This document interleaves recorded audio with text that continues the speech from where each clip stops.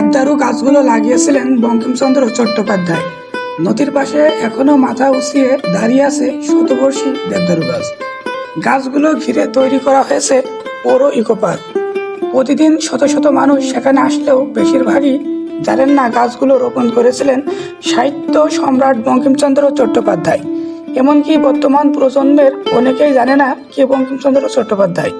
জানা যায় 1885 সালের 1 জুলাই বঙ্কিমচন্দ্র চট্টোপাধ্যায় ঝিনাইদহের ডেপুটি ম্যাজিস্ট্রেট ও ডেপুটি কালেক্টর তৎকালীন মহকুমা প্রশাসক পদে যোগদান করেন। তখন ডেপুটি ম্যাজিস্ট্রেট ও ডেপুটি কালেক্টর বাংলো ছিল নবগঙ্গা নদীর তীরে, যা বর্তমানে সড়ক জনপদ বিভাগের বাংলোর সামনে। তখন খরস্রোতা নবগঙ্গা নদীর পাড়েই গাছগুলো রোপণ করেছিলেন তিনি। নবগঙ্গা নদীর পাড়ে বঙ্কিমচন্দ্র চট্টোপাধ্যায়ের স্মৃতিবিজড়িত 30টি দেবদারু গাছ এখনও জীবিত আছে। গাছগুলো রক্ষণাবেক্ষণের দায়িত্বে আছে ঝিনাইদহের পৌর কর্তৃপক্ষ। সেই সময় যে ভবনে বসে তিনি দাপ্তরিক কাজ করতেন সেই ভবনটি এখনও রয়েছে, তবে তা জরাজীর্ণ। বঙ্কিমচন্দ্র চট্টোপাধ্যায়ের স্মৃতি ধরে রাখতে কার্যকরী ব্যবস্থা গ্রহণের দাবি